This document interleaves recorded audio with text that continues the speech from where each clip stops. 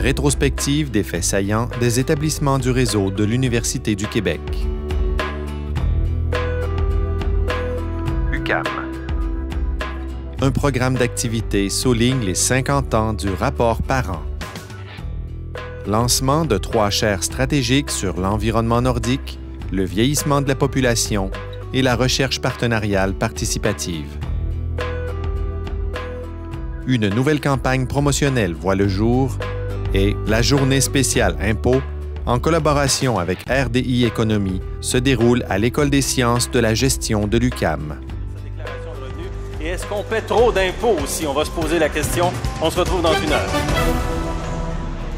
Je pense que c'est une collaboration qui marche très bien. Nous sommes extrêmement heureux de la chose et nous souhaitons qu'elle perdure pour les années à venir. C'est un service de l'université au public et en même temps un service de la télévision à son public. UQTR. La campagne majeure de financement 2009-2014 se conclut en octobre 2013 avec un montant total recueilli de 27 millions de dollars.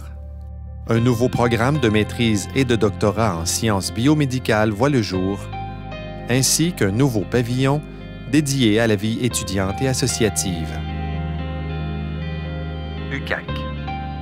Inauguration du SCAN, le studio de création en art numérique. Première édition réussie pour le colloque sur la persévérance et la réussite scolaire chez les premiers peuples. L'UQAC accueille le colloque international sur l'héritage organisationnel et patrimonial des multinationales Péchiné et Alcan. UQAR. L'UQAR est désignée pour la seconde fois Université de l'année en recherche au Canada par la firme indépendante Research InfoSource. Un nouveau partenariat structurant en santé est créé et une formation unique voit le jour à l'UQAR sur la prévention des risques naturels. Si on écoute un petit peu les nouvelles, on se rend compte qu'il y a beaucoup de catastrophes naturelles qui se produisent. On a même l'impression que ça augmente avec les changements climatiques. Et ces catastrophes-là ont des coûts incroyables. Oui, on peut penser aux coûts économiques, mais il y a des coûts sociaux aussi et humains. Et souvent, quand on réagit après les catastrophes, ça coûte encore plus cher. Donc, il vaut mieux prévenir. Donc, l'objectif ici est d'être capable de former des spécialistes, que ce soit en sécurité publique, des ingénieurs ou des gens dans le domaine des transports, par exemple, pour être capable de mieux comprendre, d'une part, les différents aléas, les différentes zones de risque, et ensuite d'élaborer des plans de gestion qui sont en amont des catastrophes pour diminuer le risque que des populations ou des infrastructures soient touchées. UQO. La journée de l'entrepreneuriat connaît un vif succès. L'UQO est maintenant en voie de devenir le leader de l'enseignement du sous-titrage au Québec et un programme de formation complet en musique est mis sur pied à Gatineau. UQAT. Primeur au Québec, l'UQAT offre dès cet automne un baccalauréat en création de jeux vidéo. Joanne Jean est reconduite à titre de rectrice de l'Université du Québec en Abitibi-Témiscamingue et l'UQAT fête ses 30 ans avec une série de 30 capsules historiques diffusées à la radio de Radio-Canada. INRS. Renouvellement du mandat de Daniel Coder à titre de directeur général de l'Institut national de la recherche scientifique. Une nouvelle chaire de recherche UNESCO sur les matériaux et les technologies pour la conversion, l'économie et le stockage de l'énergie voit le jour. Et lancement de la chaire de recherche Louise et André Charon sur la maladie d'Alzheimer. La chaire Louise et André Charon sur la maladie d'Alzheimer a été mise sur pied grâce à la générosité de la famille Charon et à l'excellent travail de la Fondation Armand Frappier.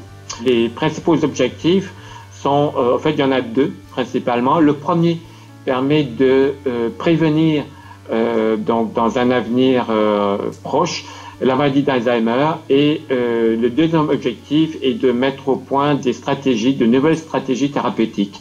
Donc, en quelque sorte, de prévenir et de mieux guérir la maladie d'Alzheimer. ENAP. Monsieur Roch Bolduc, administrateur et grand bâtisseur du Québec moderne, reçoit un doctorat honorifique de l'ENAP. Quand je suis sorti de l'université, au début des années 50, la société québécoise faisait face à de nombreux défis. Au plan de l'éducation, par exemple, 55 % des enfants ne dépassaient pas la 7e année. L'ENAP contribue à la mise en place de l'École nationale d'administration de politique publique en Haïti et ANEFAST pour la chaire La capitale en leadership dans le secteur public, marquée entre autres par la diversification de son financement. ETS. Inauguration de 3 nouvelles chaires de recherche du Canada et renouvellement d'une 4e. L'ETS et HEC Montréal sont les hôtes d'un programme d'études spatiales d'envergure en accueillant l'International Space University et M. Pierre Dumouchel est nommé directeur général de l'École de technologie supérieure.